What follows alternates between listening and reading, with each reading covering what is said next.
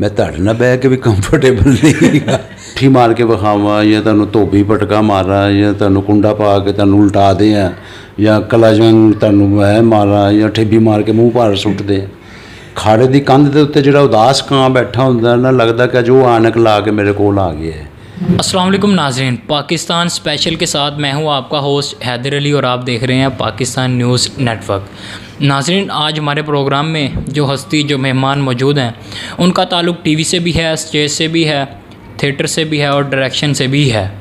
और आज हम इनसे मज़े मज़े की बातें करेंगे। और आजकल टॉक शो की जीनत भी बने हुए हैं माशाल्लाह, लोगों के चेहरों पे हंसी बखेरते हैं, दुखी दिलों को हंसाते हैं और इसी तरह लोगों की खिदमत में लगे हुए हैं। हम अपने शो में इनसे बातें करेंगे, इनसे पूछेंगे इनका बचपन कैसे गुज़रा, स्टेज से टीवी, टीवी से फ़िल्म और डायरेक्शन की तरफ आए तो क्या मुश्किलात पेश आईं, क्या आसानियाँ पेश आईं। तो इसी बारे में आज इनसे बातें करेंगे। मेरी मुराद आज हमारे शो की जो जीनत हैं जनाब हसन मुराद साहब। जी अस्सलाम वालेकुम। जी वालेकुम अस्सलाम। कैसे हैं आप? अल्हम्दुलिल्लाह, आपके सामने शुक्र अल्हम्दुलिल्लाह, बेहतरीन, बड़ा करम और एहसान अल्लाह पाक का माशाल्लाह। अच्छा, मेरा सबसे पहला सवाल आपसे यही है कि माशाल्लाह आप गुजरांवाला के रहने वाले हैं, वो पहलवानों का शहर कहलाता है। तो आप माशाल्लाह देखने में पहलवान लगते हैं, पहलवान टाइप भी लगते हैं, तो पहलवानी की तरफ क्यों नहीं गई है, शोबिस की तरफ कैसे आना हुआ? क्या घर वालों की तरफ से कोई मुश्किलात नहीं थी? पहले आप मुझे ये बताएं कि आपको ये कैसे पता है कि जी मैं पहलवानी की तरफ गया ही नहीं। यानी कि उनके तनु मैं को पुट्ठी मार के विखावां या तनु धोबी पटका मारा या तनु कुंडा पा के तनु उल्टा दें या कलाजंग तनु मैं मारा या ठेबी मार के मूँह भार सुट दें। खाड़े की कंध के उत्ते जिहड़ा उदास ਕਾਂ बैठा हुंदा ना, लगदा कि जो आनक ला के मेरे कोल आ गया है।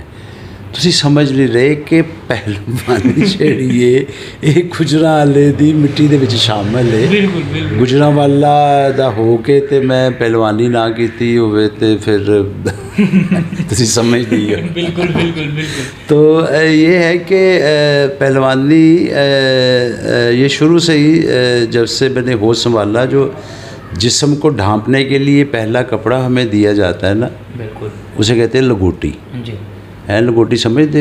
जी समझ। अगर वो निचोड़ के सुकने पाई हो तो दूरों ਤੁਹਾਡੇ वर्गी होंगी है। तो वो अब ये है कि बचपन से ही खाड़े की मिट्टी इस जिस्म को लगी। तो ये पहलवानी जो है ना, ये सिर्फ महज इसलिए नहीं कोई इसमें कोई प्रोफेशनली बंदा पहलवान बनता है या फिर वो सारा सिलसिला, ये एक जिस्मानी नशोनुमा के लिए है। जैसे आप एक्सरसाइज करते हैं, जिम जाते हैं, तो अब ये है कि इसमें सिर्फ ये भी नहीं है कि ये सिर्फ पहलवानी जो है ये सिर्फ जिस्मानी नशोनुमा के लिए। इससे पहलवानी एक ऐसी सिन्फ है कि इससे रूह भी आपकी सेहतमंद होती है। ये आप दूसरे लफ्ज़ों में इसे कहें तो ये बड़ा एक सूफियाना और दरवेशाना खेल है। तो इसमें हमें सबसे पहला जो सबक होता है वो यही होता है कि भी ताकतवर होने के बावजूद आपने इसका गलत इस्तेमाल नहीं करना और इस पावर को आपने पॉजिटिवली और भलाई के लिए यूज़ करना है। तो इसलिए पहलवानी की भी और बचपन से खाड़े गए, वहाँ जोर किए, वो जिन्होंने डंड बैठ का एक्सरसाइज, ये वो सारा सिलसिला, कुश्तियाँ भी खुलिए। तो इसलिए तुसी सिर्फ मूँह वड्डा वेख के मेरा अंदाज़ा ला लिया कि भी शायद भलवाना दे शहर तो हैगा तो भलवानी कीती नहीं होवे। साडे घरों ना तो बच्चों को बाहर कढ़ देंदे ने जिहड़ा खाड़े ना जावे। तो शोबिस की तरफ कैसे आना हुआ आपका? मैं खाड़े तो सीधा रक्शे 'च बैठा मैं तो मैं फिर स्टूडियो आके उतरे। शोबिस की तरफ जो मेरा आना हुआ वो ये है कि मैं ना लाहौर में ही, चूँकि गुजरांवाला मेरा बेसिक है और वाला साहब का बिज़नेस जो था वो लाहौर में था और मैं यहीं पढ़ा हूँ और यहीं पे फिर शोबिस की तरफ, यानी कि मैं ये नहीं कहूँगा कि मुझे ना शुरू से ये तो नहीं पता था कि मैं प्रोफेशनली एक्टर बनूँगा या इस शोबे में काम करूँगा।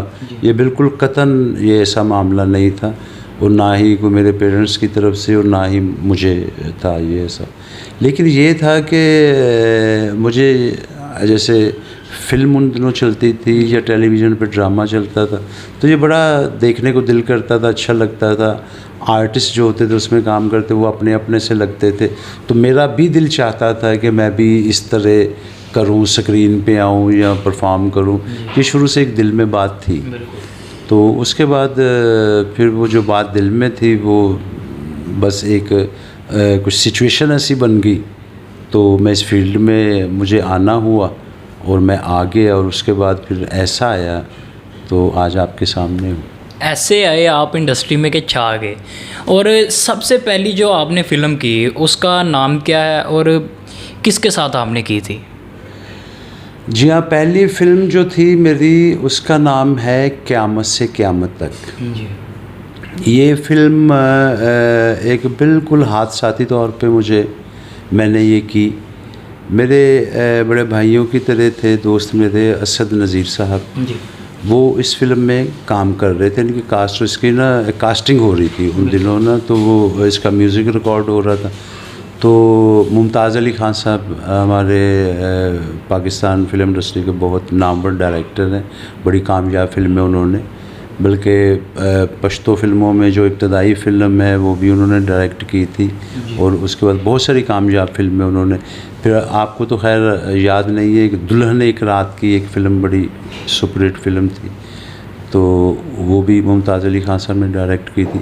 तो उस दौर में जबकि बड़ी कास्ट के साथ जो हमारे बड़े आर्टिस्ट फनकार जैसे सुल्तान रई साहब, ये इस तरह के सारे, तो उस वक्त ना ये कास्ट की फिल्में बनती थी, बड़ी कास्ट की। तो नई कास्ट का ना बिल्कुल कोई ट्रेंड नहीं था। तो मुमताज़ अली ख़ान साहब ने एक नई कास्ट के साथ, और इस फिल्म के प्रोड्यूसर थे चौधरी सलीम साहब, जो कि गुजरांवाला के और भी बहुत सारी फिल्में उन्होंने बनाई, उनका ताल्लुक भी गुजरांवाला से, चौधरी सलीम साहब का। तो बहरहाल मेरी इन लोगों से मुलाकात नहीं थी। मैं पहली मरतबा असद नज़ीर के साथ वहाँ पे, उन्होंने जाना था को अपने रोल की बात करने के लिए, तो वहाँ पे फिर मेरी मुलाकात हुई मुमताज़ अली ख़ान साहब के साथ। चूँकि उन्होंने मिलना था तो ज़ाहिर इत्तेफाक से। तो उसके बाद ख़ान साहब ने कहा असद नज़ीर साहब को कि भाई ये कौन है लड़का। और उस वक्त मैं बिल्कुल जी। मेरा ख़्याल है 20-21 साल एज थी मेरी। तो फिर उन्होंने बताया कि भाई ये मेरे दोस्त हैं, इस तरह मेरे साथ है। तो उन्होंने कहा कि मेरे पास करैक्टर है, अगर ये करना चाहे, चूँकि मैं नई कास्ट के साथ करना चाह रहा हूँ। तो फिर असद नज़ीर साहब ने मुझे कहा। बहरहाल वो एक पहला मौका था और उसमें मैं भी बखुशी एग्री हुआ और मैंने वो करैक्टर किया, और वो फिल्म बहुत ही सुपरहिट हुई। अजब गुल की भी पहली फिल्म थी वो, तो वो बहुत सुपरहिट फिल्म हुई। उसके बाद फिर एक रास्ता सा खुल गया और फिर वो फिल्मों में काम करना शुरू। माशाल्लाह। अच्छा, आपने बेशुमार रोल किए, सबसे ज़्यादा कौन सा रोल करने में मज़ा आया? कौन सी फ़िल्म सबसे आपकी फ़ेवरेट है? और ऐसा कौन सा रोल है जो अभी तक आपको नहीं मिला और आप करना चाहते हैं? देखिए, ये जो काम है ना परफॉर्मेंस का, ये तशन्नुकी तो मेरा ख़्याल है कि मैं अपनी बात करता हूँ, अल्लाह पाक सबको ज़िंदगी तंदुरुस्ती दे। ये मरते दम तक ये तशन्नुकी रहती है कि मैं ये कर लूँ या इससे बेहतर कर लूँ या इससे बेहतर और हो जाए। तो मेरा नहीं ख़्याल कि इसमें कोई सेटिस्फेक्शन है कि जी मैंने कर चुका। मुझे अब भी ये लगता है कि भी मैंने अभी शायद वो नहीं किया जो मुझे करना चाहिए या करना चाहिए था। तो अभी तक वो तशन्नुकी है कि बेहतर से बेहतर। तो बाकी किरदार कौन सा अच्छा लगा, ये तो ये है कि भाई सभी किरदार मुझे तो कोशिश करता हूँ कि भी बेहतर हो। अब उनको पसंद करना नापसंद करना वो जिनके लिए होता है वही सही फ़ैसला कर सकते हैं। तो मुझे जो है कि ये जो पहली फ़िल्म थी ना क़यामत से क़यामत तक, इसमें चूँकि मैं बिल्कुल रॉ हैंड था, तो मुझे वो ना ये जो थोड़ी सी बारीकियाँ या चालाकियाँ जो इस काम में बंदा सीख के करता है कि ज़रा सा हल्का सा ऐसे वो जो, तो उसमें वो बिल्कुल नहीं थी। इसलिए वो किरदार ना बिल्कुल नेचुरल हुआ मुझसे परफॉर्मेंस वाइज, चूँकि मुझे इतना पता नहीं था।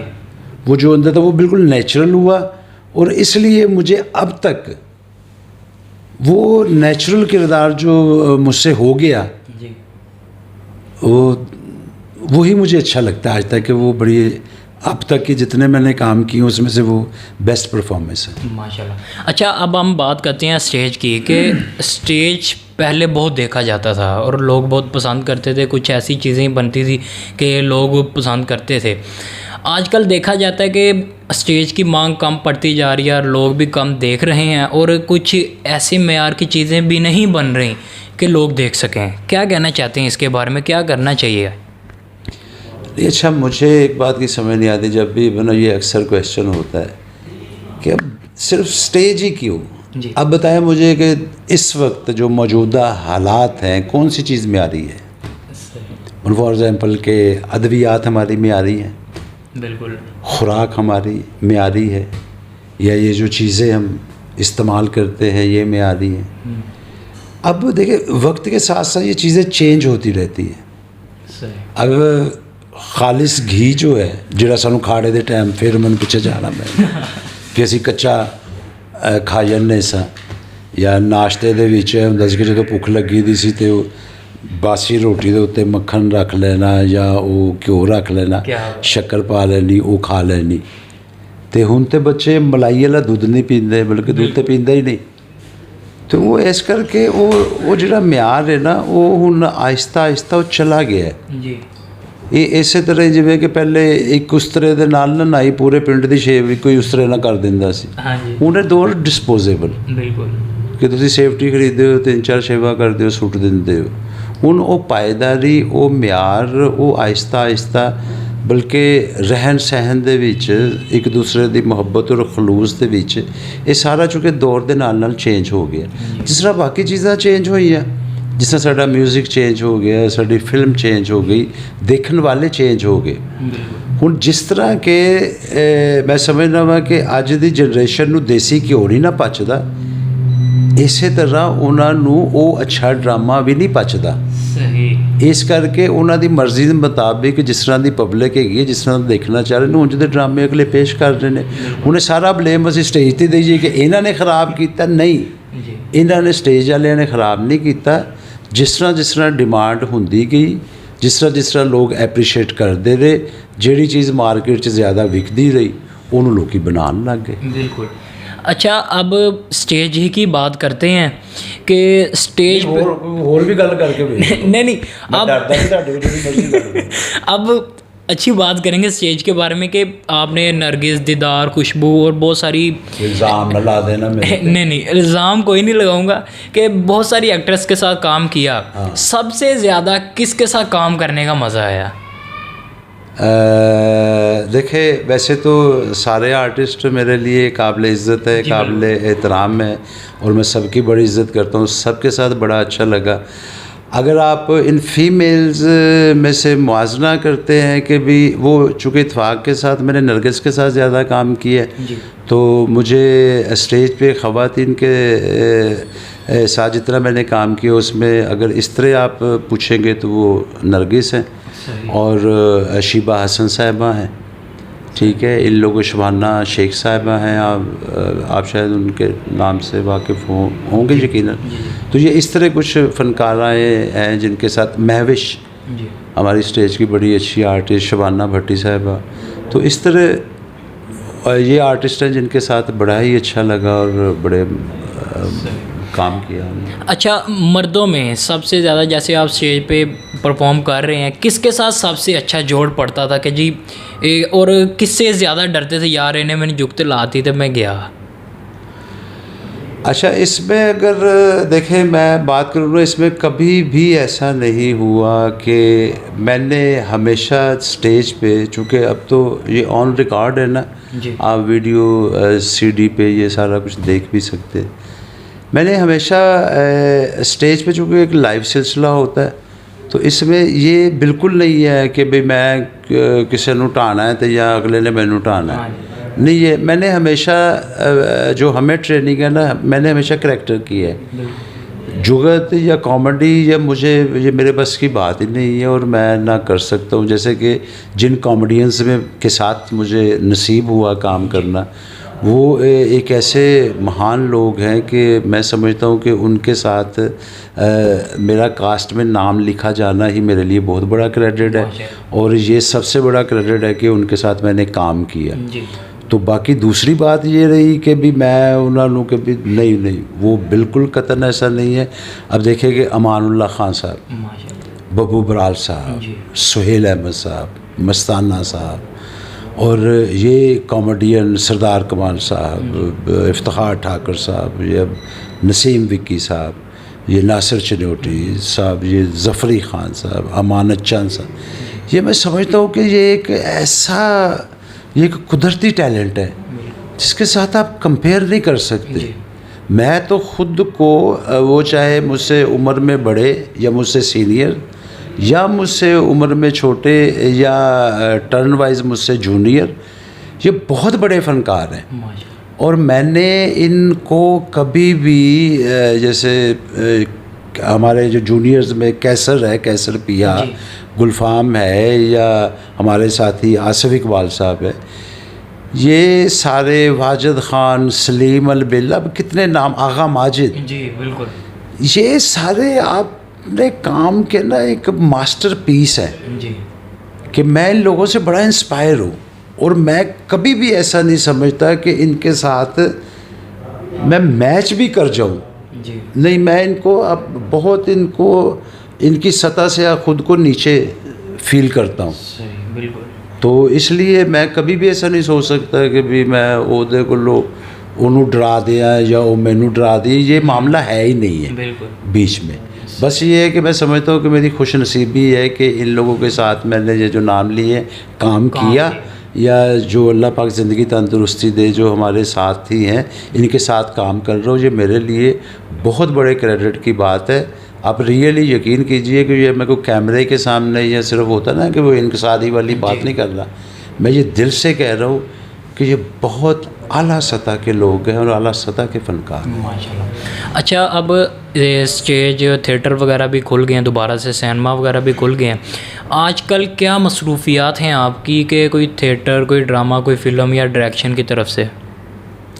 हाँ, अल्हम्दुलिल्लाह। अब ये है कि इस वक्त जो पिछले 4-5 साल से मेरी मसरूफियत है ना, वो ज़्यादा है ये टेलीविज़न स्क्रीन की। जैसा कि जियो के साथ मैं मुंसलिक हुआ पिछले 5-6 साल से, तो अब अल्हम्दुलिल्लाह रेगुलर उनके साथ कर रहा हूँ। तो अब दूसरा ये है कि कुछ साथ में फ़िल्म का तो अब वो सिलसिला ऐसा नहीं रहा, चूँकि दूसरा फ़िल्म का काम ज़्यादा कराची शिफ्ट हो गया, तो इसलिए मेरा जाना, यानी कि लाहौर में काम है, वो सिलसिला नहीं ऐसा बन पाता, और ना ही कोई ऐसी कोई बहुत बड़ी कोई ऑफ़र हुई वहाँ से कि भी मैं ये काम छोड़ के वहाँ पे जाऊँ। बीच में शोज़ करने के लिए जाते रहते हैं, जैसे कि कुछ चैनल्स के शोज़ आ जाते हैं, जैसे मॉर्निंग शोज़ है वो कर लेते हैं।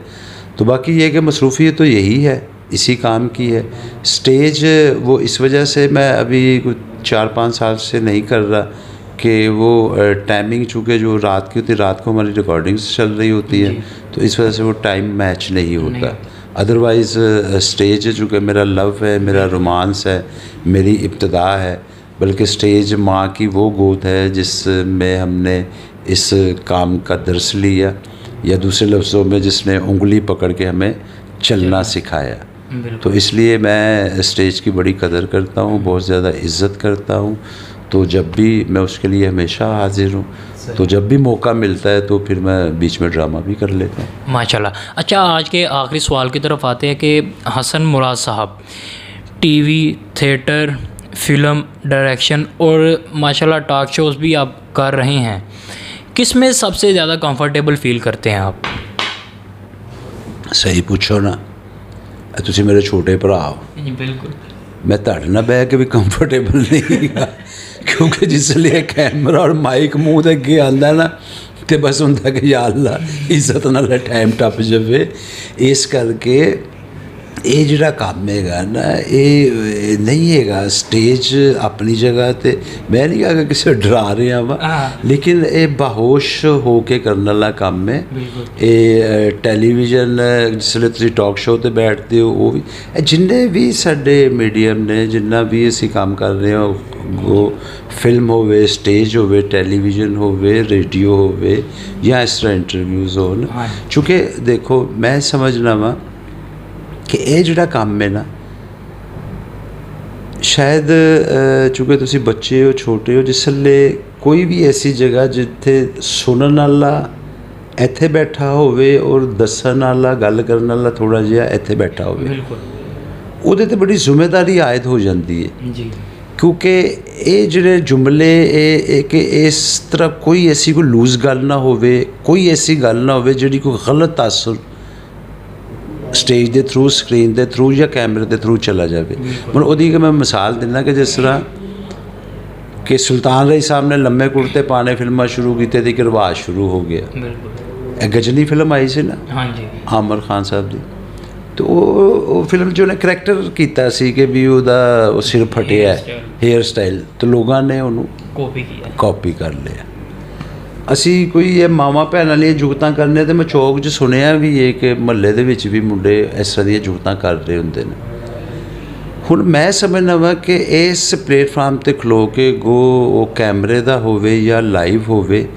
ਇਹਦਾ ਅਸਰ ਦਾ ਮਤਲਬ ਹੈ ਕਿ ਮੁਆਸ਼ਰੇ 'ਤੇ ਪੈਂਦਾ ਹੈ ਲੋਕ ਉਸ ਤਰ੍ਹਾਂ ਕਰਨਾ ਸ਼ੁਰੂ ਕਰ ਦਿੰਦੇ ਨੇ ਇਸ ਕਰਕੇ ਕੰਮ ਨਹਾਇਤ ਨਾਜ਼ੁਕ ਔਰ ਇਹਤਿਆਤ ਨਾਲ ਕਰਨ ਵਾਲਾ ਕਿ ਕੋਈ ਵੀ ਐਸਾ ਕੰਮ ਕਨਵੇ ਨਾ ਹੋ ਜਾਵੇ ਜਿਹਦਾ ਅਸਰ ਸਿਸਟਮ ਔਰ ਸਾਡਾ ਮੁਆਸ਼ਰਾ ਗਲਤ ਲੈ ਲਵੇ ਅਗਰ ਉਹ ਗਲਤ ਲਏਗਾ ਅਗਰ ਉਹਨੇ ਅਪਣਾ ਲਿਆ ਤੇ ਫਿਰ ਇਹ ਸਮਝ ਲਵੋ ਕਿ ਮੈਂ ਜ਼ਿੰਮੇਦਾਰ ਹਾਂ ਉਸ ਗੱਲ ਦਾ ਇਹ ਮੇਰੀ ਵਜ੍ਹਾ ਕਰਕੇ ਜਿਵੇਂ ਨਹੀਂ ਹੁੰਦਾ ਕਿ ਤੁਸੀਂ ਕੋਈ ਅੱਛਾ ਕਿਧਰੇ ਗਲੀ 'ਚ ਨਲਕਾ ਲਗਵਾ ਦਿੰਦੇ ਹੋ ਜਾਂ ਕੋਈ ਦਰਖਤ ਲਗਾ ਦਿੰਦੇ ਹੋ ਜਾਂ ਕੋਈ ਆਪਣੇ ਵਾਲਦੈਨ ਦੇ ਨਾਂ ਦਾ ਖੂਹ ਖਦਵਾ ਦਿੰਦੇ ਹੋ ਜਾਂ ਕੋਈ ਹਸਪੀਟਲ ਬਣਾ ਦਿੰਦੇ ਹੋ ਅੱਗੋਂ ਮਰਨ ਤੋਂ ਬਾਅਦ ਵੀ ਮਿਲਦਾ ਰਹਿੰਦਾ ਹੈ ਇਸੇ ਤਰ੍ਹਾਂ ਅਗਰ ਜੇ ਕੋਈ ਗਲਤ ਬੀਜ ਬੋ ਦਿੱਤਾ ਜਿਹੜਾ ਅੱਗੇ ਗਲਤ ਤਰੀਕੇ ਨਾਲ ਕਨਵੇ ਹੋ ਗਿਆ ਤੇ ਉਹਦਾ ਅਜ਼ਾਬ ਵੀ ਅੱਲਾ ਮਾਫ ਕਰਨ ਵਾਲਾ ਤੇ ਉਹ ਐਡਾ ਜੁਰਅਤ ਔਰ ਹਿੰਮਤ ਨਹੀਂ ਸਾਨੂੰ ਕਰਨੀ ਚਾਹੀਦੀ ਇਸ ਕਰਕੇ ਇਹ ਕੰਮ ਬਿਲਕੁਲ ਇਹਤਿਆਤ ਨਾਲ ਕਰਨ ਵਾਲਾ ਔਰ ਅੱਛੇ ਤਰੀਕੇ ਨਾਲ ਕਰਨ ਵਾਲਾ ਔਰ ਜਿਸ ਤਰ੍ਹਾਂ ਕਿ ਤੁਸੀਂ ਕਿਹਾ ਸੀ ਕਿ ਸਟੇਜ ਦੇ ਉਹ ਹਾਲਾਤ ਹੋ ਗਏ ਨੇ ਇਸ ਕਰਕੇ ਮੈਂ ਸਮਝਦਾ ਹਾਂ ਕਿ ਸਾਡੀ ਸਾਰਿਆਂ ਦੀ ਜ਼ਿੰਮੇਵਾਰੀ ਹੈ ਇੱਥੋਂ ਲੋਕੀ ਸਿੱਖਦੇ ਨੇ ਬਿਲਕੁਲ ਤੇ ਇਸ ਕਰਕੇ ਸਾਡਾ ਵੀ ਫਰਜ਼ ਹੈਗਾ ਕਿ ਅਸੀਂ ਇੱਥੋਂ ਉਹ ਕਨਵੇ ਕਰੀਏ ਜਿਹੜਾ ਕਿ ਮੁਆਸ਼ਰੇ ਤੇ ਸਿਸਟਮ ਦੇ ਉੱਤੇ ਸਾਡੀਆਂ ਜ਼ਿੰਦਗੀਆਂ ਤੇ ਅੱਛਾ असरअंदाज होवे। बेशक जी नाजरीन आज हमारे साथ मौजूद थे जनाब हसन मुराद साहब। उम्मीद है हमारी गुफ्तगू आपको बेहद पसंद आई होगी। नेक्स्ट प्रोग्राम तक के लिए हमें दीजिए इजाज़त। अल्लाह हाफिज़।